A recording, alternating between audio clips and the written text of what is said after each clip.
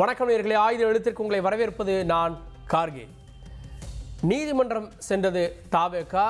கிட்டத்தட்ட 3 நீதிமன்றங்கள்லையுமே தாவேகாவுக்கான பதில் அப்படின்றத தாண்டி தாவேகாவுக்கு கடும் கண்டனம் தெரிவிக்கப்பட்டது. குறிப்பாக இந்த வழக்கில் சிபிஐ விசாரணை வேணும்னு கேட்டாங்க. சிபிஐ விசாரணை தேவையில்லை, எஸ்ஐடி நியமித்திருக்கிறது உயர்நீதிமன்றம்.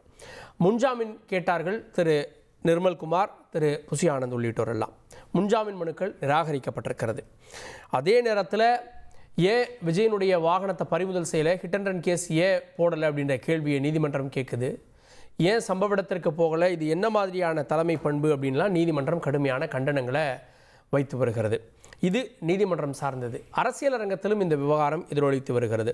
குறிப்பாக சிபிஐ விசாரணை வேண்டும்னு கேட்டது அதிமுக. இப்போ அதிமுகவுடைய கோரிக்கையும் நிராகரிக்கப்பட்டிருக்கிறதா? அரசை தொடர்ந்து குற்றம் சாட்டி வருகிறார் அதிமுக பொதுச் செயலாளர் இந்த கரூர் விவகாரத்தில். அரசியல் நோக்கம் இல்லாமல், அரசியல் நோக்கத்தில் இந்த குற்றச்சாட்டை வைக்காமல் தீர்வு என்ன அப்படின்றத பார்த்து நம்ம பயணிப்போம் அப்படின்னு முதலமைச்சர் தன்னுடைய அறிக்கையில் தெரிவிக்கிறார். எல்லா கட்சிகளும் ஏற்றுக்கொள்ளக்கூடிய ஒரு பொதுவான விதிமுறைகளை, ஒரு எஸ்ஓஎஸை நம்ம உருவாக்குவோம் அப்படின்னு முதலமைச்சர் சொல்கிறாரு. அதே நேரத்தில் இந்த கரூர் மரணத்தை அரசியலாக்க நினைப்பது விஜய் தான் அப்படின்றாரு திருமாவளவன். அப்படின்னா அரசுக்கும் விஜய்க்கும் டீலிங் அப்படின்னு கேள்வி எழுப்பலாமான்னு எதிர்கேள்வியும் கூட பத்திரிகையாளர்கள் மத்தியிலே எழுப்புகிறார். இதெல்லாம் விவாதத்தை எழுப்பியிருக்கிறது. நீதிமன்ற அதிரடி விஜய்க்கு நெருக்கடியா விவாதிக்கிறோம். சிறப்பு விருந்தினரோடு திமுக தரப்பிலிருந்து செய்தி தொடர்பாளர் திரு ராஜா தமிழ்மாறன், நிகழ்ச்சிக்கு அவரை வரவேற்கிறேன். தொடர்ந்து அரசியல் விமர்சகர் திரு சாமானி நாகராஜ், அவரின் நிகழ்ச்சிக்கு வரவேற்கிறேன். பிசிகாவினுடைய துணை பொதுச் செயலாளர் திரு வன்னி அரசு, அவரின் நிகழ்ச்சிக்கு வரவேற்கிறேன். அதிமுக தரப்பிலிருந்து முன்னாள் சட்டமன்ற உறுப்பினர் திரு பாபு முருகவேல், வழக்கறிஞரும் கூட. வணக்கம் திரு பாபு முருகவேல். சிபிஐ விசாரணை அப்படின்றது தனிப்பட்ட நபர்கள் தாக்கல் செஞ்சாலும் அதிமுகவுடைய குரலும் அதுதான். அப்ப அதிமுகவுடைய குரலும் நிராகரிக்கப்பட்டிருக்கு அப்படின்னு தானே பொருள்? என்கிட்டயா? எஸ் திரு பாபு முருகவேல். அனைவருக்கும் வணக்கம். உடல்நிலை சரியில்லாமல் இருக்கிற அண்ணன் வைகோ, மல்லிகார்ஜுன கார்கே இவர்கள் அனைவரும், ஃபருக் அப்துல்லா இவர்கள் அனைவரும் உடல்நலம் தேறி மீண்டும் பொதுப்பணிக்கு திரும்ப வேண்டும் என்று அதிமுக விரும்புகிறது. அதை தாண்டி இந்த கரூர் துயர சம்பவம் என்பது இந்தியாவை மட்டுமல்ல உலகையே உலுக்கி சீன உள்துறை அமைச்சகமே இதுக்கு இரங்கல் தெரிவித்து ஒரு தகவலையும் வெளியிட்டிருக்கிறார்கள். அப்படி ஒரு உலகையே ஒதுக்கிய ஒரு சம்பவமாக இந்த நம்முடைய கரூர் சம்பவம் நிகழ்ந்திருக்கிறது. இந்த கரூர் சம்பவத்திற்கு என்ன செய்ய, ஒரு வழக்கறிஞராக என்ன செய்ய வேண்டும், என்ன செய்யக்கூடாது என்பதை முதலிலே நாம் முடிவு செய்திருக்க வேண்டும். செய்யக்கூடாதது என்னவென்று சொன்னால், முதல் தகவல் அறிக்கை கூட பதிவு செய்யப்படாத அந்த சூழ்நிலையில் சம்பவம் நடந்த ஓரிரு மணி நேரங்களுக்குள்ளாக ஓய்வு பெற்ற உயர்நீதிமன்ற நீதிபதி தலைமையிலான ஒரு நபர் ஆணையத்தை அமைத்தது இது செய்திருக்கக்கூடாது. காரணம்,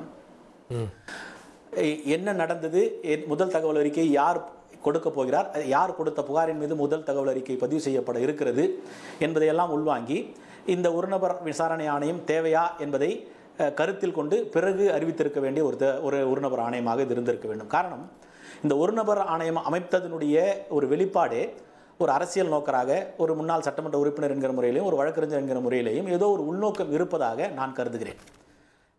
ஒன்று. இரண்டாவது, ஒரு நபர் ஆணையம் அமைத்தாகிவிட்டது, விசாரணை தொடங்கப்பட்டிருக்கிறது. அரசு ஒரு கூடுதல் காவல் கண்காணிப்பாளர் தலைமையில் ஒரு புலன் விசாரணை அதிகாரியாக நியமனம் செய்து இன்வெஸ்டிகேஷன் ஆஃபீஸர் அவர் விசாரணை பண்ணி கொண்டிருக்கிறார். இப்போ இரண்டு பக்கமும் காவல்துறை தன்னுடைய ஒரு கூடுதல் காவல் கண்காணிப்பாளர் தலைமையில் ஒரு புலன் விசாரணை செய்து கொண்டிருக்கிறது. ஒரு உயர்நீதிமன்ற ஓய்வு பெற்ற நீதிபதி தலைமையில் ஒரு நபர் விசாரணை ஆணையம் நடைபெற்றுக் கொண்டிருக்கிறது. அப்போ பொதுவாக யாரிடத்திலும் எனக்கும் இருக்கக்கூடிய சந்தேகங்களாக இருந்தாலும் சரி, எனக்கு இருக்கக்கூடிய தரவுகளாக இருந்தாலும் நான் இந்த 2 விசாரணை ஆணையத்திடம் தான் நான் கொடுக்க வேண்டிய ஒரு கட்டாயம் எனக்கு இருக்கிறது. இப்படி இருக்கிற இந்த சூழ்நிலையில் யாரோ ஒருவர் நீதிமன்றத்தை நாடிவிட்டார் என்று சொன்னால் நம்முடைய விசாரணை ஆணையம் ஒன்று சிபிசிஐடிக்கோ அல்லது சிபிஐக்கோ விசாரணை மாற்றப்படக்கூடிய ஒரு சூழ்நிலை உருவாகி விடலாம் என்பதை உள்வாங்கிய இந்த அரசாங்கம் அதற்காகத்தான் ஒரு நபர் ஆணையம் அமைத்திருக்கிறதோ என்ற ஒரு கேள்வி எனக்கு ஒரு தனிப்பட்ட முறையில் இருக்கிறது. இது ஒரு பக்கம். இரண்டாவதாக, இப்படி இரண்டு திசைகளிலேயும் விசாரணை சென்று கொண்டிருக்கிற இந்த சூழ்நிலையில் தமிழகத்தினுடைய கூடுதல் தலைமைச் செயலாளர் தலைமையில் மூத்த IAS IPS அதிகாரிகள் நேற்று முன்தினம் பத்திரிகையாளர்களை சந்திக்க வேண்டிய காரணம் என்ன? உங்கள் மீது தவறில்லை என்று சொன்னாலுமே உங்களுக்கு தவறில்லை என்றே நானும் ஒப்புக்கொள்கிறேன். அப்படி இருக்கிற போது இந்த அரசுக்கு இருக்கக்கூடிய சந்தேகங்களை, மக்களிடத்திலே ஏற்பட்டிருக்கிற இந்த ஐயங்களை விளக்கக்கூடியதாக இருக்கக்கூடிய இந்த பத்திரிகையாளர் சந்திப்பாக இருந்தாலும் அந்த சந்திப்பை நீங்கள் உங்களிடத்தில் இருக்கக்கூடிய இந்த ஐயங்களை, உங்களிடத்தில் இருக்கக்கூடிய இந்த தரவுகளை ஒரு நபர் விசாரணை ஆணையத்திடமோ அல்லது புலன் விசாரணை அதிகாரிடத்திலுமோ தான் நீங்கள் தந்திருக்க வேண்டுமே ஒழிய, ஒரு கூடுதல் தலைமை செயலாளர் ஒரு பத்திரிகையாளரை சந்திக்கிறார் என்று சொன்னால் அதற்கான காரணம் என்ன, அதற்கான தேவை என்ன என்று ஒரு ஐயமும் எழுகிறது. அந்த சந்திப்பில் கூட கூடுதல் தலைமைச் செயலாளர் ஒரு குறிப்பிட்ட புள்ளி விவரங்களை பின் பாயிண்டா அதில் எதுலையுமே நீங்க சொல்லலாம். அந்த பத்திரிகையாளர் சந்திப்பை நீங்க பார்த்தீங்கன்னா உங்களுக்கு தெரியும். திருமதி அமுதா பத்திரிகையாளர் சந்திக்கிற போது ஏற்கனவே அவர்களுக்கு ஒதுக்கப்பட்டு இருக்கிற இடம் தோராயமாக 30-40 அடி அகலம் இருக்கக்கூடிய சாலை. இந்த கூட்டம் நடைபெற்று இருக்கக்கூடிய அந்த சாலை என்பது தோராயமாக 60-70 அடி இருக்கக்கூடிய சாலை.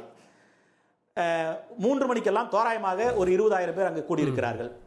விஜய் வருகிற போது தோராயமாக ஒரு 1.5 கிலோமீட்டருக்கு முன்பாக அவருடைய வாகனம் நிறுத்தப்படுகிறது. இது போன்ற பல தோராயமான விடைகளை வீடியோ வெளியிட்டு காட்டினாங்க. வீடியோ வெளியிட்டு இதுதான் எவிடன்ஸ் அப்படின்னு காட்டினாங்களே,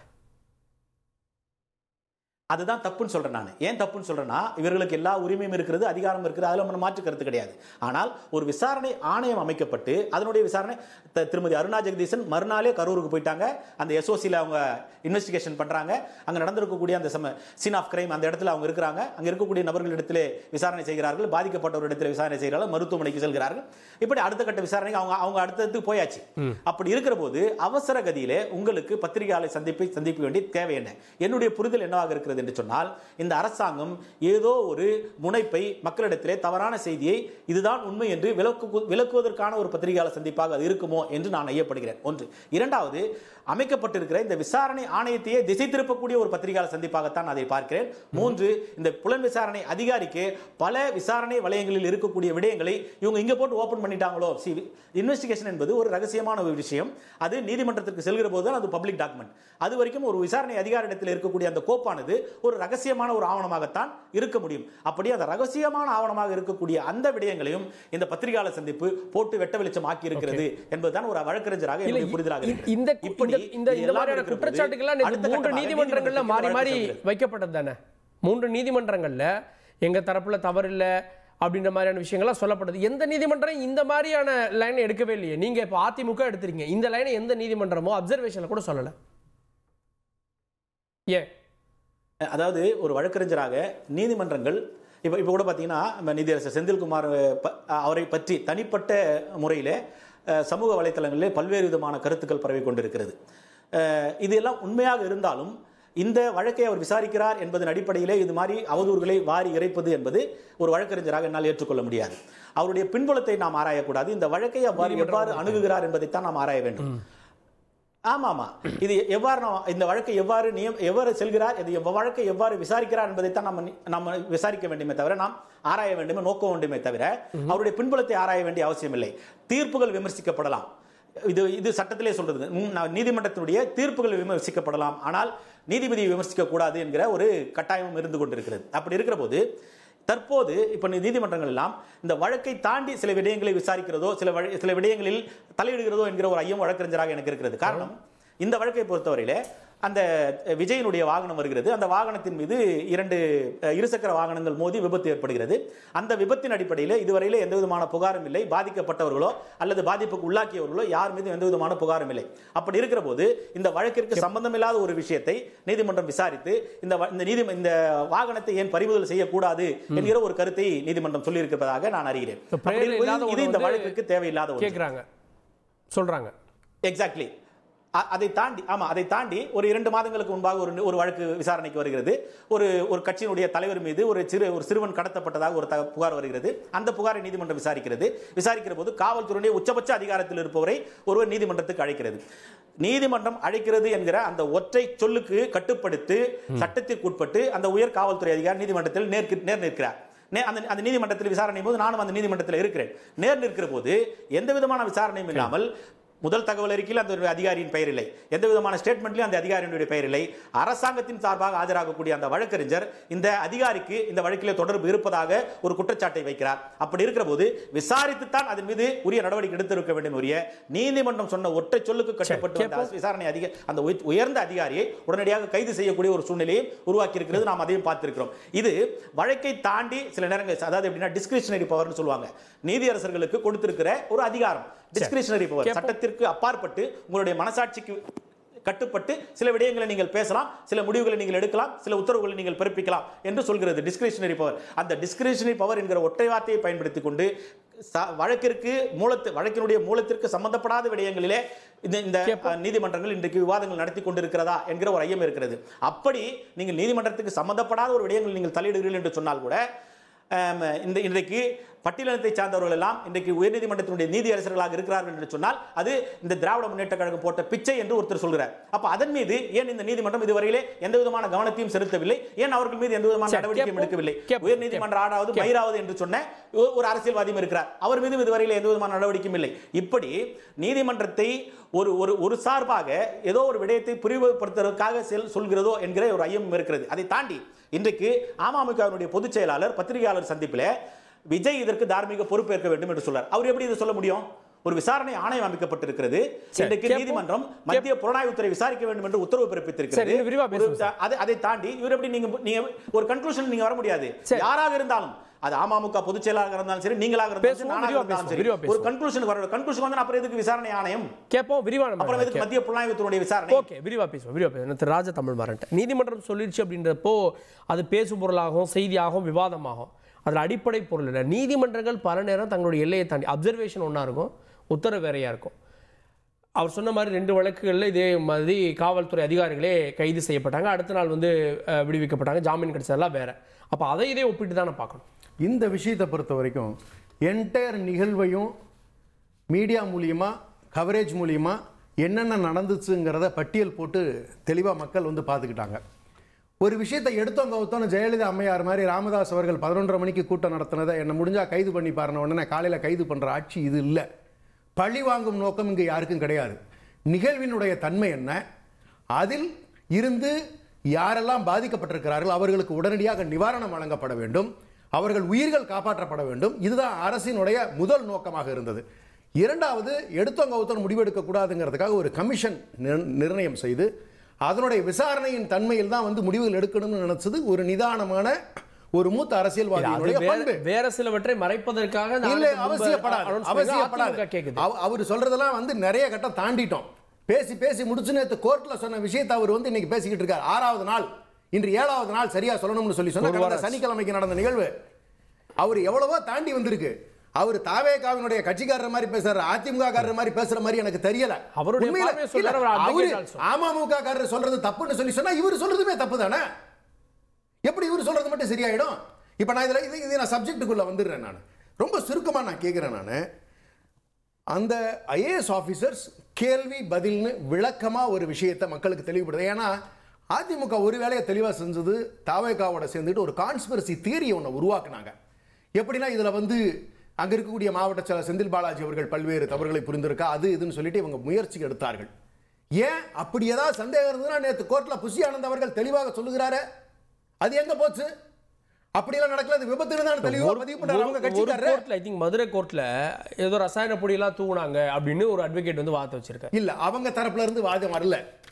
நீங்க பெயில் மேட்டர்ல முதல்ல கூட நான் தெளிவா சொல்றேன். நான் விபத்து நடந்ததுன்னு தான் புஷி ஆனந்தே சொல்றாரு.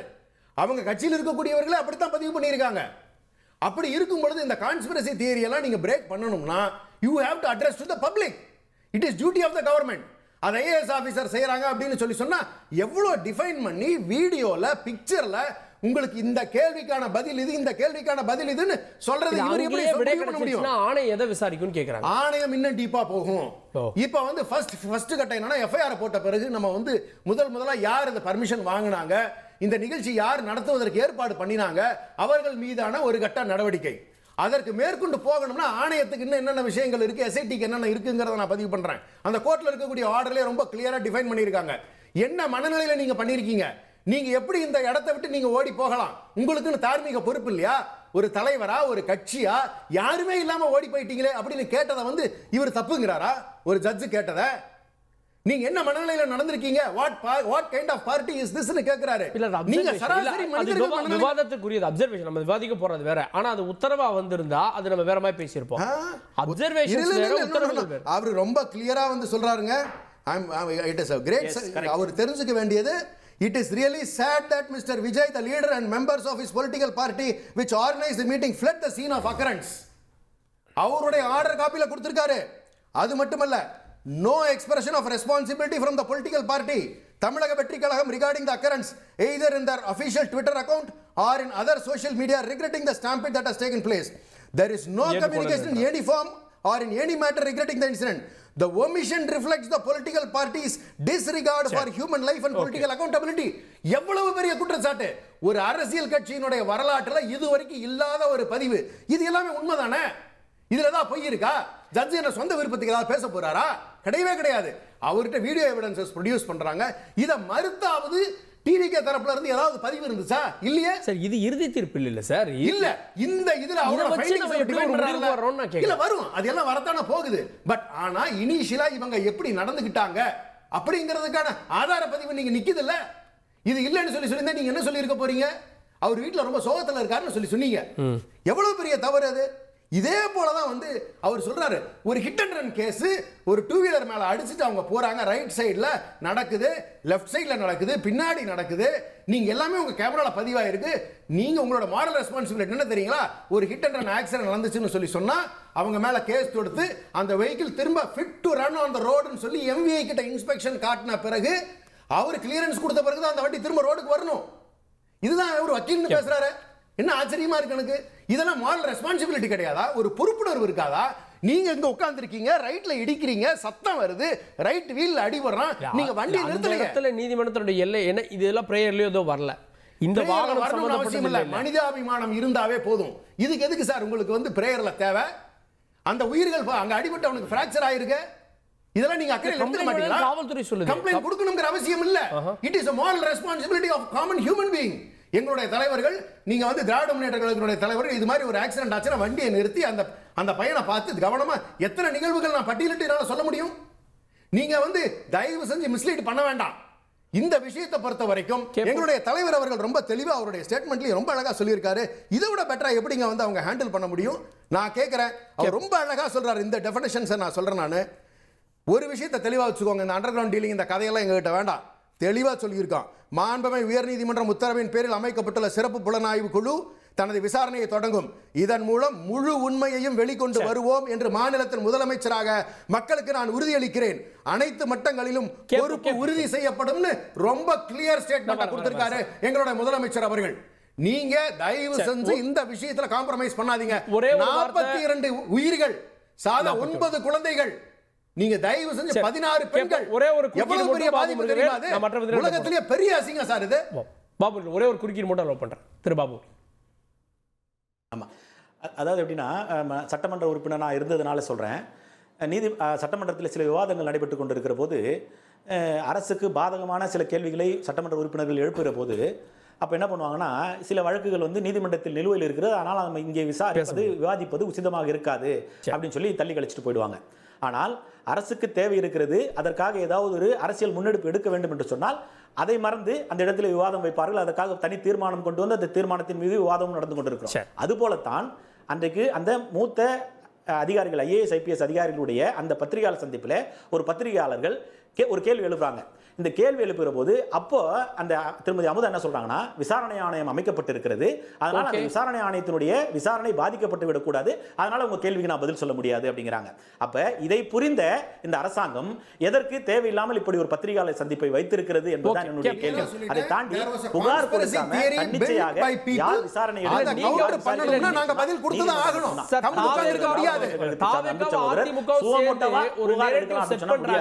பாதிக்கப்பட்டிருக்கக்கூடிய அந்த நபர் புகார் கொடுக்க வேண்டும். அந்த புகாரின் அடிப்படையில் தான் எடுக்க முடியுமே தவிர அதை தாண்டி தான் நீதிமன்றம் தன்னுடைய வரம்பை மீறி விஷயங்களை விவாதிக்கிறது. அது ஆணை இல்லை.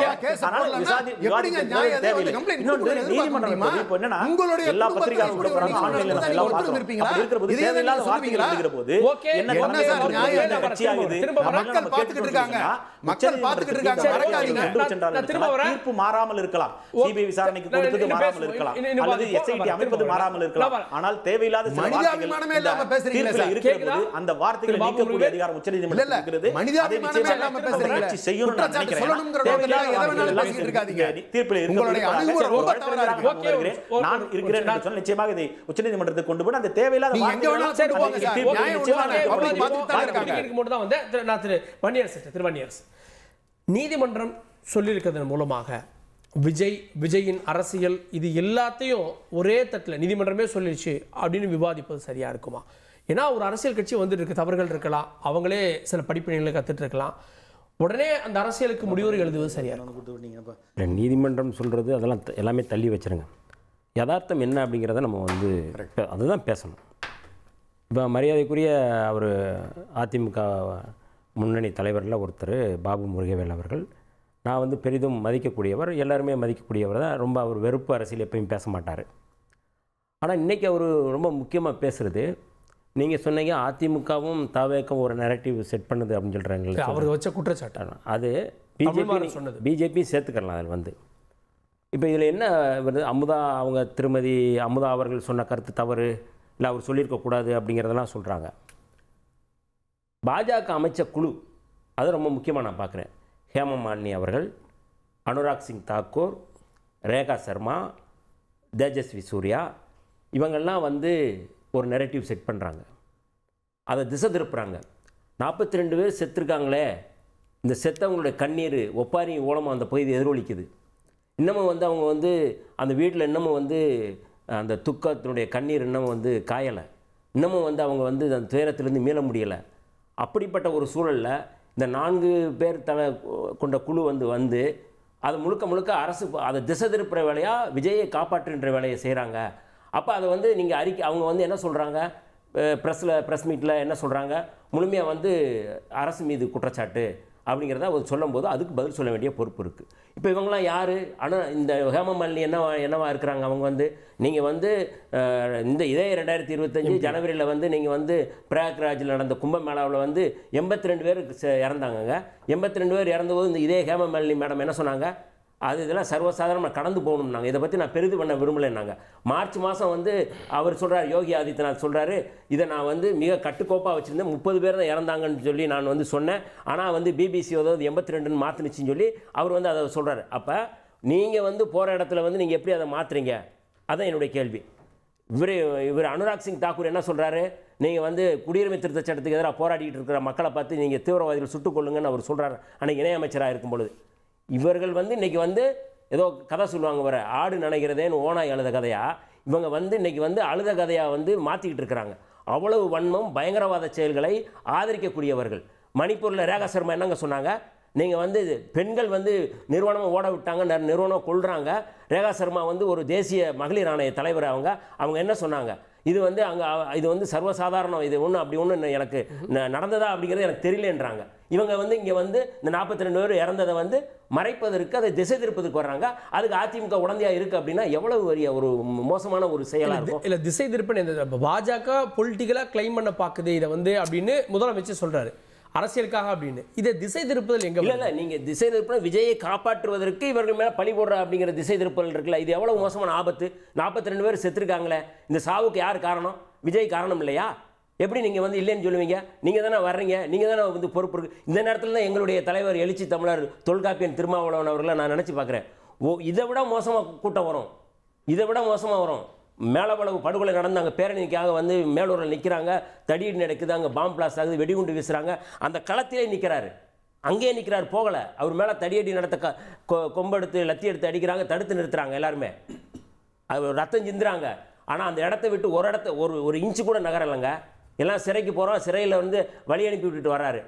இப்படிப்பட்ட ஒரு தலைவர் ஏன் இதை சொல்கிறோம்னா, முதல்ல ஒரு தலைவனுக்கு வந்து ரெஸ்பான்சிபிலிட்டி வேணும். முதல்ல நம்மளை பார்க்க வந்திருக்கிறாங்க, நம்ம நேசித்தவர்கள், நம்முடைய குடும்பத்தைச் சேர்ந்தவர்கள், நம் நாட்டைச் சேர்ந்தவர்கள், நம் மாநிலத்தைச் சேர்ந்தவர்கள் வந்திருக்கிறாங்க, பிள்ளைங்க வந்திருக்கிறாங்க, கர்ப்பிணிகள் வந்திருக்கிறாங்க, இவங்களாம் செத்து கிடக்காங்க. எப்படிங்க போக முடியும்?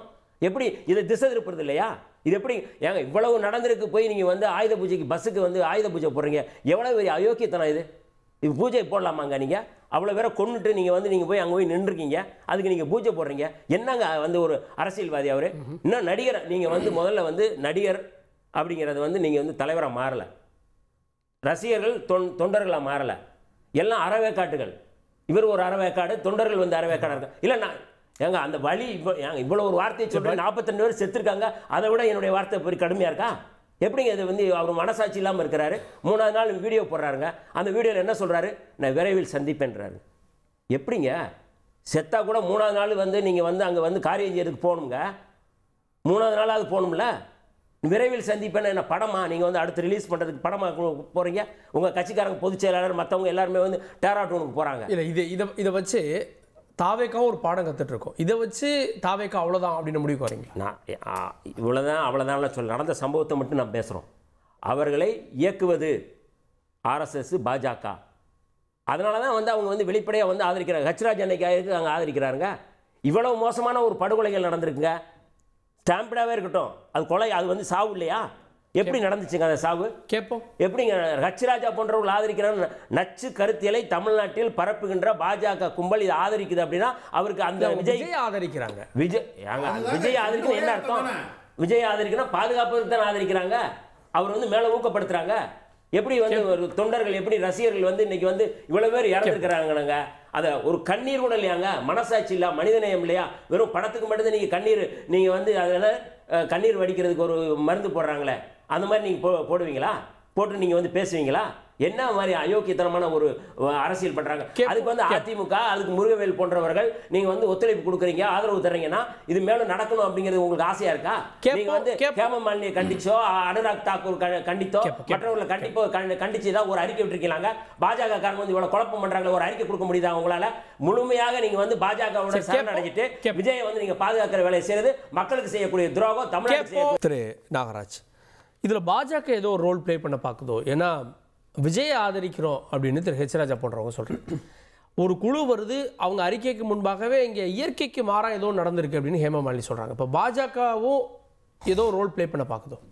சரி, பாஜக இதை ரோல் எதுவும் ப்ளே பண்ணலாம் நான் பர்சனலாக நினைக்கிறேன். இந்த விஷயத்தை பொறுத்தவரை முதல்ல இந்த மாதிரி சம்பவம் மீண்டும் ஒரு அரசியல் கூட்டத்தில் நடக்கவே கூடாது அப்படின்றதுல எல்லா கட்சிகளும் கிளியராக இருக்குது. ரைட், அதாவது எல்லா கட்சிகளுக்கும் ஒரு அக்கௌண்டபிலிட்டி இதில் இருக்குது. ரைட், திமுகவுக்கு ஒரு அக்கௌண்டபிலிட்டி இருக்குது, விசிகாவுக்கு ஒரு அக்கௌண்டபிலிட்டி இருக்குது, பாஜக ஒரு அக்கௌண்டபிலிட்டி. என்ன அக்கௌண்டபிலிட்டினா, நாளை ஒரு கூட்டம் நடத்தும் போது இந்த மாதிரி விஷயம் எந்த நேரத்திலும் நடக்கவே கூடாது அப்படின்ற ஒரு விஷயம் தான். அதே போல் ஒரு அரசியல் தலைவர் எப்படி இருக்கக்கூடாதுன்றதுக்கு விஜய் அடையாளமாயிட்டார். பிரச்சனை நடக்கும்போது ஓடி போகிறது அதெல்லாம் இல்லை. நீங்கள் அன்னைக்கு அந்த நிகழ்ச்சியும் போது பார்த்தீங்கன்னா கட்சி பேதமின்றி வாலண்டியர்ஸாக ஒர்க் பண்ணது எல்லா கட்சிக்காரங்க தான் ஒர்க் பண்ணாங்க. ரைட், ஆனா அந்த இடத்துல இல்லாத ஒரு ஆட்கள், விசிகா ஆட்கள், சாரி தேதிக்கு விஜய் அங்க இருந்திருக்க முடியாது இல்ல. இந்த இன்சிடென்ட் விஜய் மட்டும் தான் இதே நேரம் சார் 1 கோடி தொண்டர் இருக்கான்னு சொல்றீங்களா சார்? விஜய் மட்டும் தான் கட்சியா? ஆதவ அர்ஜுனா என்ன பண்ணார்? சிடி நிர்மல்குமார் என்ன பண்ணார்? இதுல பாருங்க, ஒரு இன்ஆர்கானிக்கா வளர்ந்த ஒரு ஆக்டர் விஜய், பொய் சொல்லி நான் தான் அடுத்த சூப்பர் ஸ்டார் வளர்ந்த ஆக்டர் ஒரு விஜய். ஓகேவா? சிடி நிர்மல்குமார் பாஜகவுக்கு துரோகம் செய்து அதிமுகவுக்கு துரோகம் செய்து சேர்ந்தவர். ரைட், 3வது ஆதவ அர்ஜுனா விசிகாட்ட இருந்து திருமாவளவன் அவர்கள் தான் அடையாளம் காமிச்சார், அவர்கிட்ட துரோகம் செஞ்சுட்டு போயிட்டார். இந்த மாதிரி எல்லா நெகட்டிவ் ஃபோர்ஸும் ஒன்னா சேர்ந்தா ஒரு கட்சி எப்படி இருக்குன்றதுக்கு தாவேகா தான் அடையாளம். உங்களுக்கு விஜய் உங்க ஒரு பிளஸ் இல்ல. என்ன பிளஸ்? எது ஓடி போறது பிளஸ்ஸா? அரசியல் கட்சி தலைவர் ஒரு அக்கௌண்ட் சார். இப்போ எனக்கு வீட்டுக்கு கீழே யாராவது விழுந்தா எனக்கு பதறும் சார், நான் எடுத்துட்டு போவேன் சார் அவங்கள. இவர் சார் அவர் கரூர்ல இருக்க வேண்டாம் சார். சார் கரூர்லேருந்து ஏர்போர்ட் வந்து 1.5 மணி நேரம் பண்ணேன், 1.5 மணி நேரம் இருக்கும். 1.5 மணி நேரம் ஏர்போர்ட். திருச்சியில் இருக்கலாமே, திருச்சியில் இருந்து நான் பார்க்கறதுக்கு ரெடியாக இருக்கேன்ட்டு சார் இவ்வளோ பேசினா சார் நாங்களாம் பார்க்க ரெடியாக இருந்தோம் அப்படின்னு சொன்னாங்கல்ல. இன்னைக்கு சார் படித்த அந்த அக்கௌண்ட்டில் பாருங்க, எந்த இடத்துலையுமே நாங்கள் பார்க்க ரெடியாக இருந்தோம்னு சொல்லி தாவேகா வழக்கினது எங்கேயுமே பேசல. ரைட், ஒரு பொலிட்டிஷியனுக்கு அக்கௌண்டபிலிட்டி ரொம்ப முக்கியம். ஆனால் அதே நேரத்தில் அண்ணன் போகிற போக்கில் வந்து ஆஸ் யூஷுவல் பாஜக தான் காரணம், பாஜக இயக்குது அப்படி இப்படின்னு சொல்லிட்டு போயிட்டார். நிச்சயமாக கிடையாது. ஏன் இந்த குழு அமைக்கப்பட்டது அப்படின்னா, இந்த மாதிரி தப்பு இன்னொரு எந்த இதுலையும் நடக்கக்கூடாதுன்ற ஒரே காரணத்துக்காக தான் அமைக்கப்பட்டது இந்த 7 பேர் குழு. ப்ளஸ் நான் இதில் வந்து ஒரு விஷயம் வந்து திமுக அரசை வந்து குற்றம் சாட்ட விரும்புகிறேன். இன்டெலிஜென்ஸ் ஃபெயிலியர் எனக்கு நல்லா தெரியுது. ரைட், ஏன் சிபிஐக்கு வழக்கு போனோம் அப்படின்னு வந்து எல்லாரோட ரிக்வெஸ்டாக இருக்குது இந்த இடத்துல அப்படின்னா, 80% விஜய் காரணம், ஒரு 90% விஜய் சாரோட கட்சிக்காரங்க காரணமாக இருந்தால் 10% போலீஸோட இன்டெலிஜென்ஸ் மேலே ஒரு கொஸ்டின் வருது இந்த இடத்துல. இவ்வளோ பெரிய, அதாவது தமிழக போலீஸ் தான் நம்பர் 1 போலீஸ்ன்னு சொல்கிறாங்க, தமிழக போலீஸ்க்கு இல்லாத ஃபெசிலிட்டி இல்லைன்றாங்க. பட் இவ்வளோ பெரிய விஷயம் நடக்கும் பொழுது ஏன் இந்த இடத்துல வந்து போலீஸ் நிறுத்த ட்ரை பண்ணாங்கன்னு சொல்லி ஒரு நியூஸ் இருக்குது இதில். பட் அதை மீறி போகும்போதும் ஏன் இதை போலீஸால் நிறுத்த முடியல, ஒய் அப்படின்ற கொஸ்டின் வந்து எல்லா இடத்துலையும் இருக்குது. இப்போ அண்ணா சொன்னார் இந்த மாதிரி வந்து பாஜக இவங்களாம் பார்த்தம்போது வந்து அவங்க ஒத்துழைக்கிறாங்களா இல்லையான்னு கேட்டார். இப்போ திருமாவளவனும் ராஜபக்ஷன் பார்த்தார் அந்த போர் முடிஞ்ச போது. அப்போ அதுக்கு அவர் ஆதரவிக்கிறாரான்னு ஒரு கேள்வி கேட்டான்னு வச்சுக்கோங்களேன், இந்த மாதிரி கேள்வி கேட்டுக்கிட்டே போக வேண்டியதான். அந்த கூட்டத்தில் கனிமொழியாக்காவும் போனாங்க. இப்போ பிரச்சனை அதெல்லாம் கிடையாது. இன்னைக்கு பிரச்சனை இந்த மாதிரி சம்பவம் எந்த இடத்துலையும் நடக்கக்கூடாது. ரைட், ஸ்டாலின் அவர்கள் வந்து இரவோடு இரவாக அந்த இடத்துக்கு செல்றார் அப்படின்ற போது அவருக்கும் தெரியுது இது சீரியஸ்னஸ், எல்லாருக்கும் ஒரு சீரியஸ்னஸ் இருக்குது இதுல. ரைட், முக்கியமாக பார்க்கக்கூடிய விஷயம் இதுல என்ன அப்படின்னா, ஒரு அனுபவமற்ற தலைவர், ரைட், இந்த மாதிரி மக்கள் மேல அக்கறை இல்லாத தலைவர், அவர் ஆதரித்து செய்தார். இப்போ விஜய் ரசிகர்களுக்கு என்ன மனப்பான்மை இருக்கும், நம்ம அங்க போனா நமக்கு என்ன ஆனா கூட நம்ம தலைவர் வரமாட்டான்டா, அதுதான் அவருடைய. அந்த ஊர்ல என்ன தெரியுமாங்க சொல்றாங்க, கரூர்ல ஓடுகாரர் தலைவர்ன்றாங்க. இதுல உயிரிழந்த மகனை இழந்தவங்க கூட யாரும் விஜய குற்றம் சாட்டல. நீங்க பாத்தீங்களா? எல்லாரும் தான் அதெல்லாம் ஒண்ணுமே இல்லைங்க. விஜய் தான் இல்ல கூட்டம் அதிகமா இருந்தது, ஆர்கனைஸ் பண்ணது சரியில்லை, எல்லாத்தையும் சொல்றாங்க. விஜய் காரணம்னு யாரும் சொல்ல மாட்டாங்க. சரி, இந்த கூட்டம் யாருக்காக நடக்கப்பட்டது? விஜய் கார்கேக்காகவா, தந்தி டிவிக்காக? கிடையாது, விஜய்க்காக தான் நடக்கப்பட்டது. விஜய் அரசியலுக்காக நடக்கப்பட்டது. யார் வந்தாங்க? மக்கள். விஜய் பார்க்க தான் மக்கள் வந்தாங்க. ரைட், விஜய் பார்க்க தான் மக்கள். Sir, accident is an accident sir. இப்போ உங்களுக்கு பிரச்சனை நடக்கும்போது நீங்க should not run off from the problem. இங்க பிரச்சனை எங்க தெரியுமா வருது? விஜய் அவர்கள் ஓடி போனதுதான் இங்க பிரச்சனை. இப்ப ஏற்பட்ட தலைவருக்கா நம்ம வந்து தலைவன் கத்துணும் தான் மக்களோட பார்வையா இருக்கு. அதுல கூட ரெண்டு வகை பார்வை இருக்கு. ஆனா பாஜக எம்பிக்கள் ஹேமமாலினி சொல்றாங்க கரண்ட் ஆஃப் ஆனதுல இயற்கைக்கு மாறா இருக்கு அப்படின்றாங்க. அங்கேயே அவங்க ஒரு கன்க்ளூடுக்கு வர்றாங்களே. சரி, இங்க பாருங்க, எல்லாருக்குமே ஒரு பார்வை இருக்குது. இல்ல அதுவும் தப்பு. ரைட், நான் முடிச்சிடறேன். எல்லாருக்கும் ஒரு பார்வை இந்த நிகழ்ச்சியை பொறுத்தவரை இருக்கிறது. ரைட், எல்லாருக்கும் ஒரு பர்ஸ்பெக்டிவ் இருக்கு. இதுல வேற சொன்னாங்க, செந்தில் பாலாஜி எப்படி 10 minutesல வந்தாரு அப்படின்னு ஒரு கேள்வி கேட்கறாங்க எல்லாரும். அவர் வீடு அங்கேருந்து 15 நிமிஷம் தள்ளி தாங்க இருக்கு, கண்டிப்பா 15 நிமிஷத்துல வந்துருவாருங்க. அவர் வீடே 15 நிமிஷம் தள்ளி தான் இருக்கு. ஹாஸ்பிட்டல்ல நீங்க கணக்கா கரெக்டா இருந்தா 15 நிமிஷத்துல வந்துருவாரு. அதெல்லாம் கேள்வி கிடையாது. ஆனால் இங்க கேள்வி வருதுன்னா, சிபிஐ விசாரணைன்னு சொன்னாலே திமுக ஏன் பயப்படுது? அங்கதான் பிரச்சனை. அவங்க மேல நான் முடிச்சிடறேன். அதாவது யார் மேலேயும் பிரச்சனை கிடையாது, ஓகேவா? நான் இட்ஸ் விஜய் மேல தான் 100% அக்கௌண்டபிலிட்டி இருக்குன்னு எல்லாரும் சொல்றாங்க. கரெக்ட். அப்ப ஏன் ஒரு சிபிஐ விசாரணைக்கு திமுக ஒத்துழைக்க மாட்டேங்குது? ஒரு பயம் இருக்கா? கேட்போம். நான் 2 செய்தியில் நான் விளக்கம் கொடுக்கணும்னு நினைக்கிறேன். இப்போ ஹேமமாலினி, அனுராக் சிங் தாக்கூர் போன்றவர்கள் வந்திருக்காங்க. இவங்க வந்து குழு போட்டிருக்காங்க, பாஜக குழு போட்டிருக்க. ஒரு அரசினுடைய குழு இல்லை, அவங்க வந்து ஒரு கட்சியினுடைய குழு. ஏன் விஜய்க்கு பின்னாடி பாஜக இருக்குது அப்படிங்கிறதுக்கு பாஜக அத்தனை பேரும் ஆதரிக்கிறாங்கிறது ஒரு முக்கியமான செய்தியை நான் சொல்கிறோம். ரெண்டாவது, இவங்க நோக்கம் என்ன அப்படின்னா, 2022 மைக்கேல்பட்டி லாவண்யா வந்து தற்கொலை வழக்கு, அந்த வழக்குக்கு பாஜக சார்பாக நடிகை விஜயசாந்தி அவர்களுடைய தலைமையில் ஒரு குழு போட்டாங்க. அந்த குழு வந்த உடனே வந்தது. அந்த குழு சிபிஐ விசாரணை 2வது விட்டுருங்க.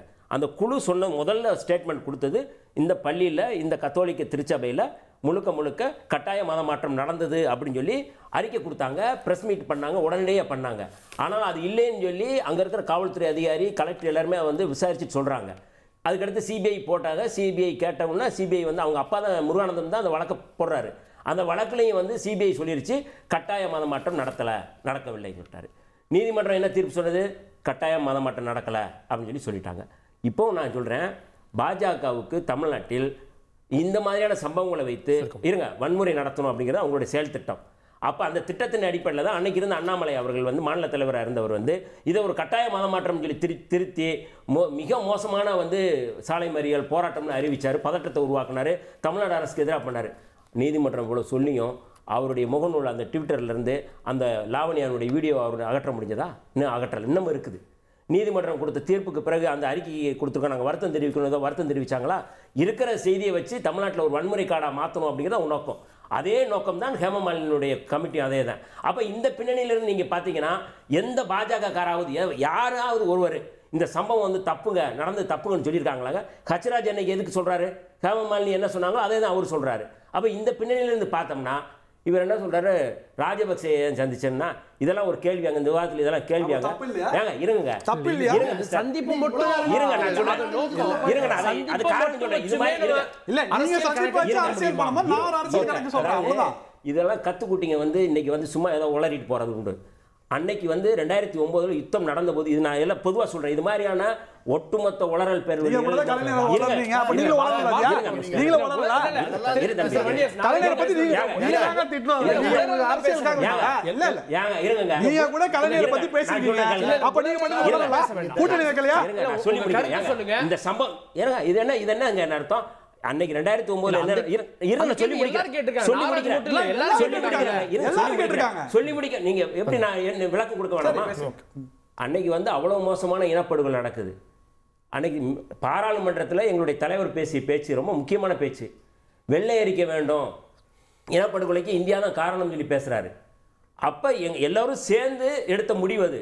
அரசு வந்து அங்க யாரும் உள்ள விட இருங்க, ராஜபக்சே உள்ள விட மாட்டேன்னு சொன்னதுக்கு அப்புறம் அரசு நாங்க கொடுத்த நெருக்கடியில எம்பிக்கள் குழு போறாங்க.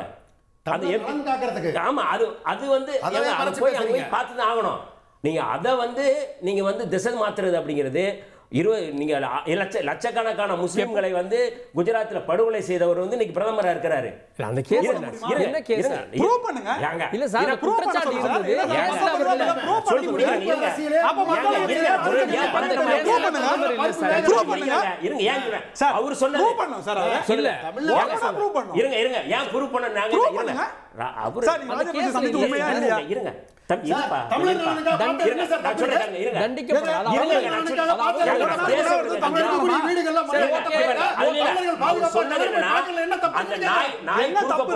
எப்படி வந்து எப்படி நான் மனநிலை இருக்குமோ அப்படி ஒரு மனநிலை இருக்கும். பிபிசியுடைய டாக்குமெண்ட்ரி எடுத்து பாருங்க. அவர் வெளிப்படையா டாக்குமெண்ட் பிபிசி அடிப்படையில் சொல்றேன், அவங்க ஆதாரத்தின் அடிப்படையில் பேசினாங்க. பிரதமர் தண்டிக்கப்படல. ஆனா அதுக்கு பின்னணி என்ன எல்லாத்தையும் போட்டுருக்காங்களே, அது கூட தடை விதிச்சாங்களே இந்திய அரசு. நான் திரு பாபு முருகவேல்ட்ட பப்ளிக் சென்டிமெண்ட், நீதிமன்ற உத்தரவு, இதெல்லாம் இன்னைக்கு விஜய் தாவேகாக்கு எதிராக இருக்கோ அந்த நிலைப்பாட்டில் அதிமுக போய் சேர்ந்துருச்சோம்? இல்லை, அதுதான் சகோதரர் மாறன் அவர்களும் சகோதரர் வன்னியரசு அவர்களும் அஇஅதிமுகவினுடைய பொதுச் செயலாளர் மரியாதைக்குரிய அண்ணன் எடப்பாடியார் அவருடைய பத்திரிகையாளர் சந்திப்பு பார்க்கலன்னு நான் நினைக்கிறேன். காரணம், பாஜக உட்பட அனைத்து கட்சிகளுமே, அண்ணன் திருமா உட்பட, தோழர் சண்முகம் உட்பட அனைவருமே இந்த கரூர் துயர சம்பவத்தை வைத்து ஏதோ ஒரு முடிவுக்கு வந்து ஒரு கருத்தை சொல்லிக் கொண்டிருக்கிறார்கள். மாறாக அண்ணன் எடப்பாடியாருடைய பத்திரிகையாளர் சந்திப்பில் யார் மீதும் குற்றம் சொல்லாமல் நடந்த சம்பவத்திற்கு வருத்தம் தெரிவித்து, இறந்த குடும்பங்களுக்கு ஆழ்ந்த இரங்கலை தெரிவித்து, இதில் மீது யாரும் எந்த விதமான குற்றமும் சொல்லக்கூடாது, விசாரணை முழுவதுமாக விசாரணை வெளிவந்த பிறகு இதன் மீது நாம் இறுதி கருத்து சொல்ல முடியும், எனவே யார் மீதும் எந்த விதமான கருத்தும் சொல்ல வேண்டாம் என்கிற ஒரு கருத்தை சொல்லித்தான் பத்திரிகையாளர் சந்தித்திருக்கிறார். அதை இவர்கள் இருவரும் பார்க்கவில்லை என்று நான் நினைக்கிறேன். அதனால்தான் அந்த ஒரு கருத்தை என் மீது இவர்கள் விஜய்க்கு நாங்கள் ஏதோ ஒத்துப்போகிறோம் என்கிற ஒரு கருத்தை நாங்கள் சொல்கிறோம். யாரையும் காப்பாற்ற வேண்டிய அவசியம் அனைத்து இந்த அண்ணா திராவிட முன்னேற்ற கழகத்திற்கு ஒரு காலமும் கிடையாது. காரணம், இதில் யார் தவறு செய்திருக்கிறார்கள், யார் மீது முழுவதுமான குற்றம் இருக்கிறது என்பதை ஒரு நபர் விசாரணை ஆணையமோ அல்லது இப்போது உயர்நீதிமன்றத்தால் அமைக்கப்பட்டிருக்கிற இந்த சிறப்பு புலனாய்வு குழுவோ முழுவதுமான இறுதி அறிக்கை தாக்கல் செய்கிற போதுதான் இதில் மீது யார் மீது குற்றம் இருக்கிறது என்பதை முழுமையாக கண்டுபிடிக்க முடியும். அதைத்தான் இவர்கள் இப்போது திராவிட முன்னேற்ற கழகமோ அல்லது அவருடைய கூட்டணியில் இருப்பவர்களோ ஏதோ ஒரு நெரேட்டிவ் இவர்கள் செட் பண்ணுகிறார்கள் என்கிற ஒரு ஐயம் எங்களுக்கு இருக்கிறது. அதைத்தான் நாங்கள் மீண்டும் மீண்டும் ஒரு இறுதி முடிவுக்கு நீங்கள் வரக்கூடாது. ஹேமா மாலினி கூட இப்போ நாடாளுமன்ற உறுப்பினர் ஹேமா மாலினி கூட வந்து இது மனித தவறால் நிகழ்ந்தது அல்ல அப்படின்னு சொல்லி அது மாதிரி சொல்லக்கூடாது. காரணம், விசாரணை இன்னும் முடிவடையவில்லை, விசாரணை இன்னும் ஆரம்பிக்கவே இல்லை. என்ன கேட்டா, விசாரணை ஆரம்பிக்காத ஒரு சூழ்நிலையில் நீங்க எப்படி ஒரு இறுதி முடிவுக்கு உங்களால் எப்படி வர முடியும்? அதனால இறுதி முடிவுக்கு நீங்கள் யாரும் இங்க வர முடியாது, அது வரவும் கூடாது. அதை தாண்டி சார், அரசு அதிமுக குற்றம் சாட்டுறதும் தவறு தானே? இந்த ஸ்டேஜ்ல பொறுப்பு யாருக்கு? ஒரு துயர சம்பவம் நடைபெறுகிறது என்று சொன்னால் இப்போ நம்ம அதாவது எப்படின்னா உளவுத்துறையினுடைய மிகப்பெரிய குறைபாடு இதில் இருக்கிறது. காரணம், ஏற்கனவே 5 பொதுக்கூட்டங்களை நடத்தியிருக்கிறார். 5 பொதுக்கூட்டங்கள் நடத்திய பிறகு 6வது இடமாக ஒரு கூட்டம் நடைபெறுகிறது. எவ்வளவு கூட்டம் இங்க பாருங்க சார், சிம்பிளா ஒரு 10,000 பேர் வருவாங்க, 20,000 பேர் வருவாங்கன்னு சொல்லிட்டு பல மாநாடுகளை நான் அந்த அரசாங்கத்திடமோ காவல்துறையிடமோ மனு கொடுத்து பெற்றவன் என்கிற முறையில் சொல்றேன். ஒரு கூட்டம் நடைபெறுகிறது என்று சொன்னால் தோராயமாகத்தான் ஒரு அரசியல் இயக்கத்தின் காரணமாக இவ்வளவு பேர் வருவாங்க நாங்கள் சொல்ல முடியும். நாங்கள் ஒரு பின் பாயிண்டா இத்தனை பேர் தான் வருவாங்க நம்மள சொல்ல முடியாது. ஆனால் உளவுத்துறை என்பது கணிக்கக்கூடிய இடத்தில் இருக்கிறது. இத்தனை கூட்டங்களுக்கு இவ்வளவு நடந்திருக்கிறார்கள், இப்போ இந்த கூட்டத்திற்கு இது பக்கத்தில் இருக்கக்கூடிய மாவட்டங்களுக்கு எவ்வளவு தொலைவு இருக்கிறது, நடைபெறுகிற அந்த கூட்டத்தினுடைய இடத்திலிருந்து பக்கத்தில் இருக்கக்கூடிய மாவட்டங்களுக்கு எவ்வளவு தொலைவில் இருக்கிறது, அந்த மாவட்டத்திலிருந்து எவ்வளவு பேர் இங்கு வருவதற்குண்டான சாத்தியக்கூறுகள் இருக்கிறது என்பதை அலசி ஆராய்ந்து முழுவதுமான அறிக்கை தயாரித்து அந்த இருக்கக்கூடிய அந்த மாவட்டத்தினுடைய காவல் கண்காணிப்பு கொடுக்க வேண்டிய பொறுப்பு உளவுத்துறைக்கு இருக்கிறது. இது உளவுத்துறையுடைய மிகப்பெரிய குறைபாடு. அப்ப உளவுத்துறை யாரிடத்தில் இருக்கிறது? இறுதி கருத்து அரசாங்கத்திடம் இருக்கிறது. அப்ப அந்த அரசாங்கத்தை யார் குறை சொல்ல முடியும்? எதிர்க்கட்சி தான் குறை சொல்ல முடியும். எதிர்க்கட்சியாக திராவிட முன்னேற்ற கழகம் இருக்கிற போது தொட்டதற்கெல்லாம் மத்திய புலனாய்வுத்துறை விசாரிக்க வேண்டும் என்று கேட்டவர்கள் இன்றைக்கு மத்திய புலனாய்வுத்துறையை விசாரிப்பதற்கு உங்களுக்கு என்ன பிரச்சனை? மடியிலே கலமில்லை என்று சொன்னால் நீங்கள் முதல் முறையாக நீங்களே விசாரணை ஆணையம் அமைச்சிருக்கலாம்.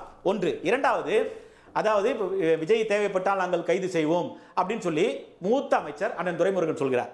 ஏறத்தாழ ஒரு 50 ஆண்டுகளுக்கு மேலாக சட்டமன்ற உறுப்பினராக இருப்பவர். இப்படி அவர் சொல்லக்கூடாது. ஒரு வழக்கறிஞராக சொல்றேன். காரணம், உள்துறை உங்களிடத்தில் இல்லை, சட்டத்துறையும் உங்களிடத்தில் இல்லை. அப்படி இருக்கிற போது ஆட்சி அதிகாரம் உங்களிடத்தில் இருக்கிறது. மூத்த அமைச்சர் நீங்கள். அப்படி தேவைப்பட்டால் நாங்கள் கைது செய்வோம் என்று சொன்னால் ஏதோ ஒரு செய்தியை காவல்துறைக்கு நீங்கள் தெரிவிப்பதாகத்தான் மக்கள் அதை புரிந்து கொள்ள முடியும். அப்படி என்ன சொல்லணும்னா, இதை பற்றி வழக்கு விசாரணை நிலுவையில் இருக்கிறது. வழக்குக்கு தேவைப்படுகிற போது அதிலே அந்த விசாரணை அதிகாரி தேவையான முடிவை எடுப்பார் அப்படின்னு சொல்றாரு. நான் ஒரு கருத்து சொல்றேன். வன்னியரசுக்கு சொன்ன உடனே நான் விஜய் ஆதரவாளர், விஜயாக பேசுறேன்னு நீங்க நினைக்காதீங்க. விஜய் பூஜை போட்டார் வண்டிக்குன்னு சொல்றீங்க. நான் சார்ந்திருக்கிற திருவண்ணாமலை மாவட்டத்திலே கடந்த டிசம்பரிலே பெஞ்சால் புயலிலே மிகப்பெரிய மலைச்சரிவிலே மண் சரிவு ஏற்பட்டு 7 உயிர்கள் இறந்திருக்கிறது. அந்த 7 உயிரிலே 4 பள்ளி குழந்தைகள். அந்த பள்ளி குழந்தைகள் உயிரிழந்த மறுதினமே பள்ளிக்கல்வித்துறைக்கு பொறுப்பேற்றிருக்கிற அன்பில் மகேஷ் பொய்யாமொழி தன்னுடைய பிறந்த நாளை முதலமைச்சரை சந்தித்து மிகவும் மகிழ்ச்சியோடு கொண்டாடி இருக்கிறார். அப்ப அது தப்புன்னு சொல்றீங்களா? திராவிட கழகத்தினுடைய தலைவர் திரு கீரவனுடைய பிறந்த நாளை துணை முதலமைச்சர் திரு உதயநிதி நேரில் சந்தித்து அவருக்கு மகிழ்ச்சியோடு கொண்டாடி கொண்டிருக்கிறார். அது தவறு என்று சொல்வீர்களா? அதனால இல்ல அதாவது எப்படின்னா ஒரு தேவையில்லாம மடைமாற்றார்கள் என்று சொல்றேன். அதை தாண்டி இன்றைக்கு சமூக நீதியை வன்னி அரசிலிருந்து நான் பார்த்திருக்கிறேன். இன்னைக்கு ஒரு சமூக நீதியான ஒரு கருத்தை அவர் சொல்றாரு. நீங்க மட்டும் தான் சொல்ல மாட்டீங்க. முத்துவேல், கருணாநிதி, ஸ்டாலின், நானும் சொல்லுவேன். தொல்காப்பியன், திருமாவளவன். நான் மகிழ்ச்சியோடு அதை வரவேற்கிறேன். அவரை நான் பாராட்டுகிறேன். இதுதான் சமூக நீதி. இந்த சமூக நீதியை தான் மக்கள் எதிர்பார்த்துக் கொண்டிருக்கிறார்கள். அடுத்தது சிபிஐ விசாரணைக்கு பயப்படுறீங்க அப்படின்னு குற்றச்சாட்டு. அதெல்லாம் அவசியம் இல்லை. ஏன் எதுக்கு இங்கேயே நாங்க கமிட்டி ஃப்ரேம் பண்றோம். எங்க மேல நம்பிக்கை இல்லாம என்ன புதுசா அவங்க பண்ண போறாங்க? இப்ப எஸ்ஐடி ஒன்னு ஃப்ரேம் பண்ணிருக்காங்க. எல்லாத்துக்கும் நீங்க தானே கேட்டீங்க. அவசியப்படாது. நீங்க உங்களுடைய நோக்கம் என்னவா இருக்குன்னா, நீங்க அவருடைய மறைமுக அஜெண்டா என்ன தெரியுங்களா? சிபிஐ வசத்துக்கு போய்விட்டால் பாரதிய ஜனதாவை வைத்துக்கொண்டு விஜயை கட்டுப்படுத்தி அவர்கள் கூட்டணிக்குள் கொண்டு வருவதற்கான ஒரு திருட்டு முயற்சி. அதற்காக நீங்க சிபிஐ துடிக்கிறீங்க. எங்களுக்கு தெரியலையா உங்களோட நோக்கம்? இது எவ்வளவு பெரிய குற்றம் தெரியுமா? நீங்க அதை சொல்லாதீங்க தயவுசெய்து. அவருக்கு நான் பதில் சொல்றேன். நான் தெளிவா கேட்கிறேன். அதிமுக தலைமை அவர்களுடைய பொதுச் செயலாளர் அவர்கள் இதை பத்தி முன்கூட்டியே கருத்துக்கள் சொல்லக்கூடாது, அதை பண்ணக்கூடாது, இதை பண்ணக்கூடாதுன்னு சொல்றாரு. நீங்க எத்தனை மாற்று கருத்துக்களை நீங்க பதிவு பண்ணிட்டீங்க? அப்ப உங்க கட்சி தலைமைக்கு நீங்க கட்டுப்படலையா? நீங்க மாற்று கருத்துக்களை பதிவு பண்றதுக்கு நீங்க இருக்கீங்களா? உங்க தலைமைக்கு உங்களுக்கு வேறுபாடு இருக்கா அப்படிங்கறத அவர் விளக்கணும். அடுத்தது, கூட்டம் ஏற்பாடு செய்யறோம்னு சொன்னா ஒரு கட்சியில் இருக்கக்கூடியவர்கள் நாங்க 1.5 லட்சம் பேர் மாநாடுனா அந்த 1.5 லட்சம் பேர் எந்தெந்த மாவட்டத்தில் வருவாங்கன்னு தெளிவா தெரியும். கட்சிகளுக்கு நாங்க ஆர்கனைஸ் பண்றோம் இல்லையா? அப்ப எங்களுக்கு இருக்கக்கூடிய தலைவர்களுக்கு தெளிவாக தெரியும். 15,000 பேர்னா அந்த 15,000 பேர் எங்க இருந்து வர போறாங்க? கூட்டம் இல்ல, 5வது கூட்டம். தெளிவா தெரியும். இல்ல கட்சி எழுதி கொடுக்கும் பொழுது முறையா எழுதி கொடுக்க வேண்டிய பொறுப்பு உங்களுக்கு இருக்கு. ஏன்னா அதை பேஸ் பண்ணி தான் நம்ம அவர்களுக்கு தேவையான பாதுகாப்புல ஏற்பாடு பண்ணி தரோம். அவங்க 10,000 பேர் எழுதி கொடுக்குறாங்க. நம்ம 15,000 பேருக்கு ஒரு கணக்கை போட்டு நம்ம என்ன பண்றோம்னா 500 போலீஸ், 30 பேருக்கு ஒரு போலீஸை கணக்கை போட்டு நம்ம ஆர்கனைஸ் பண்ணி அந்த ஸ்ட்ரக்சரை நம்ம கொடுத்துருக்கோம். இப்படி எந்த வகையில் நீங்க தண்ணி ஏற்பாடு பண்ணி கொடுக்காது உங்களுடைய தப்பு. நீங்க 9 மணி நேரம் கழிச்சு வந்தது உங்களுடைய தப்பு. அது மட்டுமல்ல, நான் சுருக்கமா 2 விஷயத்துல நான் நிறைவு பண்றேன். ஒரு தலைவருடைய பண்பு என்னன்னு கேட்டீங்கன்னா, சராசரி மனிதனாக தன்னை பார்க்க வருகின்றவர்களை நன்மதிப்போடு நல்லபடியாக நடத்தி அவங்க மேல அக்கறை செலுத்தி அவர்கள் மீது அக்கறை கொண்டு கடைசி வரைக்கும் அவங்கள பார்த்துக்க வேண்டிய பொறுப்பு ஒரு தலைவனுக்கு இருக்கு. அந்த பண்புல இருந்து அந்த கட்சியில இருந்து எல்லாருமே விலகிட்டாங்க. நீங்க எங்களுடைய தலைவர் இன்னைக்கு நான் சொல்றேன் எவ்வளவு கண்ணியமான ஒரு ஸ்டேட்மெண்ட் இன்னைக்கு கொடுக்கிறாரு. நான் சொல்றேன், இந்த நிகழ்வில் இருந்து தெரிந்து கொள்ள வேண்டியது என்னவென்று சொன்னால், ஸ்டாண்டர்ட் ஆபரேட்டிங் ப்ரொசீஜர் இந்தியாவுக்கே வழிகாட்டுகின்ற முறையில் ஏற்படுத்தப்படும் அப்படின்னு சொல்லி உறுதியா சொல்லியிருக்காங்க. இதோட கண்ணியமா எப்படிங்க ஒரு தலைவர் நடந்துக்க முடியும்? ஓகே, ஒரே வார்த்தை. இந்த சம்பவத்தில் மீண்டும் மீண்டும் ஒரு அரசியல் நோக்கம் எல்லா சைட்லேருந்து வந்துட்டு இருக்கு. நான் பர்சனல் நினைக்கிறேன் இது அரசியலுக்கு அப்பாற்பட்டு இந்த சம்பவத்தை பார்க்க வேண்டும் நினைக்கிறேன். இது போல சம்பவம் இன்னொன்று இந்தியாவில் எங்கேயுமே நடக்கக்கூடாது. தலைவர்களுக்கு பொறுப்பு இருக்கணும். ஓடி போற தலைவர்களை நம்பி தயவு செய்து வராதீங்க. நான் இன்னும் ரொம்ப சொல்றேன், சினிமா வேறு, அரசியல் வேறு. ஓகே, முதல்ல இந்த சினிமா போதையில தான் எல்லாருமே மக்கள் வர்றாங்க. அவர்களை அரசியல் படுத்த வேண்டிய பொறுப்பு அவருக்கு இருக்குது. இப்போ எத்தனையோ சினிமாக்காரங்க வர்றாங்க, நான் அரசியல் நடத்துகிறாங்க, அதெல்லாம் வேற. ஆனால் இவர் கும்பல் மனநிலையில் இந்த ரசிகர் மன்றத்தை நடத்துறது எப்படியோ அப்படி தான் நடத்துகிறாங்க. இதை பின்னாடி இருந்து பாஜக அதை பயன்படுத்துவது, ஆர்எஸ்எஸ் அதை பயன்படுத்துவது, இதை வைத்து தமிழ்நாட்டில் ஒரு வன்முறை காடாக மாற்றுவது, அதற்கு விஜயை பயன்படுத்துவது, விஜய் அதுக்கு பயன்படுவது அப்படிங்கிறது ஒரு தலைமைத்துவமே இல்லை. ஏன்னா அவருக்கு வந்து முழுமையாக இப்பொழுது பாதுகாப்பு. அவர் எந்த ஆணவத்தோடு அந்த வீடியோ போட முடியும்? நான் 3 நாளில் நான் வந்து விரைவில் சந்திப்பேன்னு சொல்லி எப்படி சொல்ல முடியும்? எப்படி இவ்வளவு ஆணவமா இல்லை அது ஆணவமா? ஏன்னா அவருடைய குரல் பாருங்க. இல்லை ஆணவம் சொல்லலாம், இல்லை திமிரும் சொல்லலாம். இவ்வளவு இருங்க ஏங்க 41 பேர் இருங்க. எந்த அடிப்படையில் ஒண்ணுமே இல்லாத ஒருவர் நீங்க வந்து எந்த அதிகாரமும் இல்லை, சிஎம் சார் என்னை கைது செஞ்சு பாருங்கன்னா இது என்னங்க திமிரா இல்லையாங்க, ஆணவமா இல்லையாங்க? எந்த அடிப்படையில் இதை பேசுறாங்க? யார் இருக்கிறாங்க பின்னாடி? ஆர்எஸ்எஸ் பிஜேபி தவிர அவர் யாரும் எந்த பின்னணியும் இருக்க முடியாது. அந்த பின்னணியில தான் இவர் வந்து ஆடுறாரு. இந்த பின்னணியில இருந்து அரசியல் பண்றாரு. அவ்வளவு பேரும் டெல்லிக்கு போய் ஓடுறாங்கன்னா எதுக்கு ஓடுறாங்க? எந்த பின்னணியில பேசுறாங்க? அதனால இது மொத்தமா முழுக்க விஜயை இயக்குவது ஒரே வார்த்தை பாஜக தான். விஜய் போன்ற